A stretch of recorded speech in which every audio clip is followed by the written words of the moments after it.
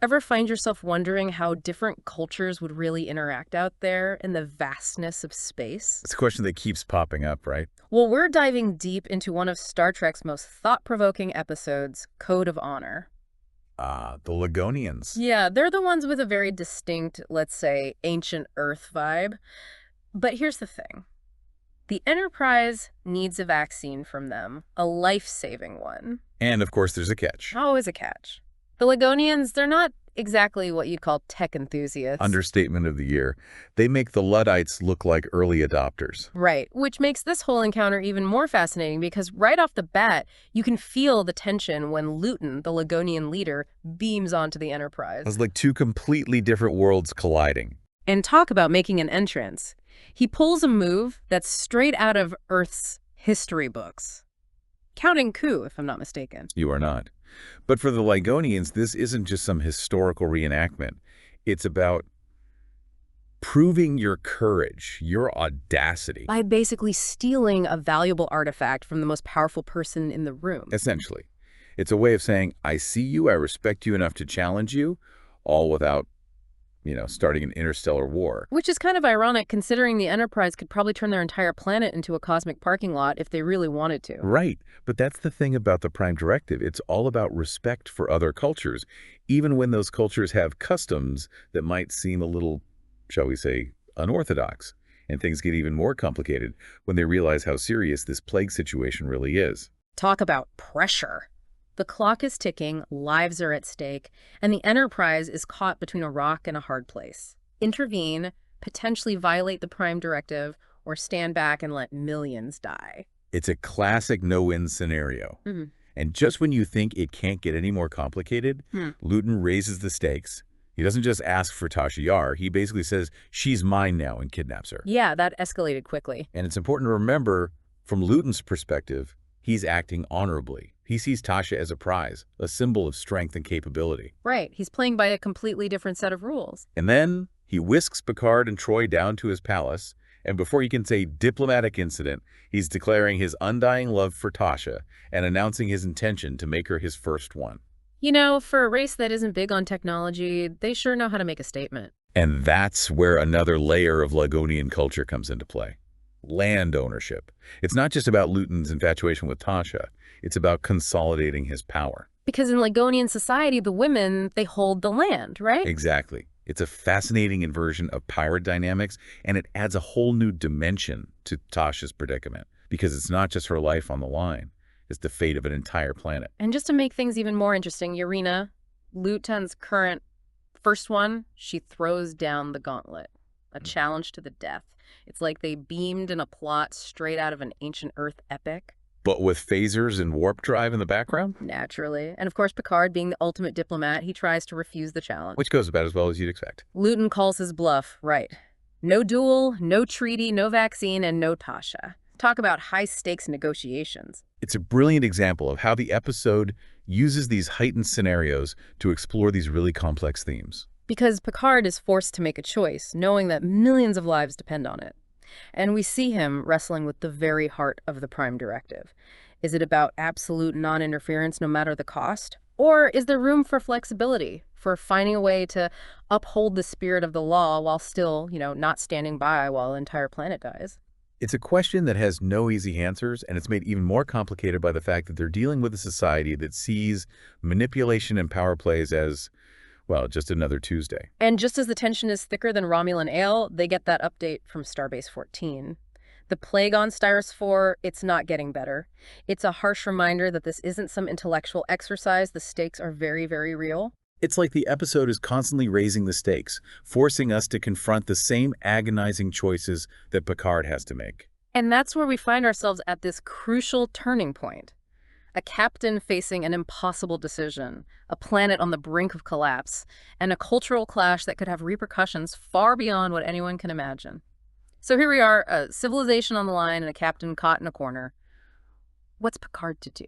Well, he can't exactly phone a friend. Not unless that friend happens to have a direct line to the founders, right? But No, he does have a few tricks up his sleeve. I wouldn't expect anything less from Jean-Luc Picard. Remember those obscure Chinese figurines he gave Luton? Hard to miss those. Turns out they weren't just a thoughtful gesture. Ah, the classic hidden transponder ploy. You gotta admit, it's clever using the Ligonians' own cultural blind spot. They're so focused on tradition, on the tangible, they don't even think about the possibility of hidden tech. Though I imagine some Starfleet purists might see it as, well, a tad bit on the edge of the Prime Directive. Maybe bending it a little, but hey, desperate times, right? Especially when there's a whole planet about to be wiped out by a plague. Speaking of desperate, while Picard's playing cultural chess, Data and Geordi are getting a crash course in Ligonian weaponry. And let's just say it's not exactly phasers and photon torpedoes. Elegant, deadly.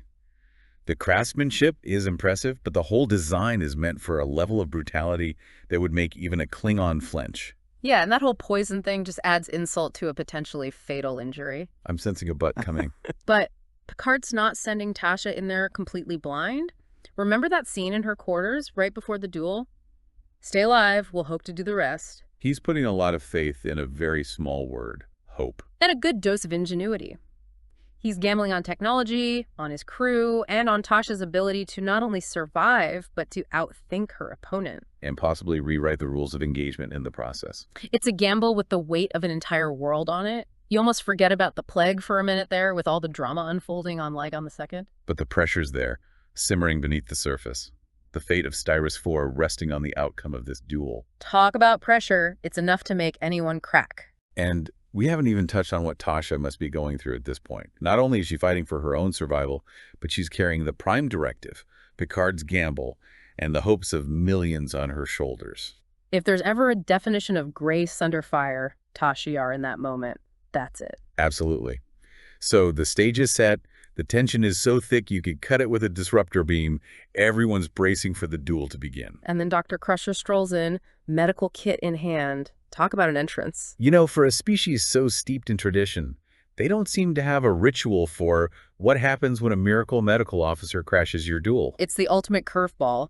Just as they're about to face off with ancient blades, Crusher throws in a wild card, advanced medical technology. And suddenly, it's not just about strength or skill anymore. It's about the clash between two completely different ways of seeing the universe. The look on their faces when they realize Urina's alive, it speaks volumes. They thought they understood death, and then boom, Starfleet technology rewrites the rules right before their eyes. It's like their entire belief system just got a seismic shock. And just like that, the power dynamics shift. Luton's carefully constructed world tilts on its axis, and it's Urina who delivers the final blow. No blade, no phaser, just a simple declaration. Higgins my first one now.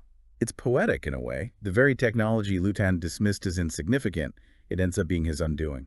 And amidst all the chaos, the Enterprise gets what it came for. The vaccine Styrus IV is saved. But it leaves you with this lingering sense of unease. Did they win too well? Did their actions, their very presence, shatter something fundamental in Ligonian society? It makes you wonder, doesn't it? Did saving one planet come at the cost of fundamentally altering another? It's interesting, isn't it? The episode wraps up, the Enterprise warps off into the sunset, another crisis averted. But something about Code of Honor just sticks with you. It's not exactly a feel-good ending, is it? No, not really. I mean, don't get me wrong, saving millions of lives on Styrus IV, that's huge. But did they really think through the consequences, the long-term impact of their actions on the Ligonians? That's where the Prime Directive gets really thorny. Yeah, because where do you draw the line? When does non-interference become morally irresponsible? It's like that old saying, the road to hell is paved with good intentions. And in this case, those good intentions just might have upended an entire civilization's understanding of life and death. Think about it. They brought someone back from the dead, or at least what the Ligonians considered dead. Talk about a culture shock. It's like dropping a warp core into the middle of a monastery. Exactly. It makes you wonder about those real-world encounters between cultures at different technological levels. How often were the best intentions misinterpreted? How often did help cause more harm than good? A sobering thought. And in this case, you have to feel for Luton. Yeah, he really got the short end of the stick, didn't he? He started out as this cunning, powerful leader, and by the end, he's lost his first one, his authority, even his grip on reality. Holding on to that one phrase, I have my honor, while everything around him is crumbling. Makes you wonder what honor really means, doesn't it? Is it about clinging to the past, no matter the cost? Or is it about adapting to a new reality, even if it means letting go of what you once held sacred? Those are some heavy questions, and honestly, I don't think there are any easy answers. But that's what makes Code of Honor such a fascinating episode to dissect. It's not just a space adventure, it's a mirror reflecting back our own anxieties about cultural clashes, the ethics of intervention, and the unintended consequences of our actions. It reminds us that even with the best of intentions, we can still make a mess of things, and that sometimes the most difficult choices are the ones where there's no clear right or wrong answer. It's a good reminder that the universe is a complex place, and our interactions with other cultures are never simple. Code of Honor challenges us to think critically about our place in the cosmos, the impact we have on others, and the responsibility that comes with exploring the unknown. And that's what this deep dive has been all about. Thanks for joining us, and until next time, live long and prosper.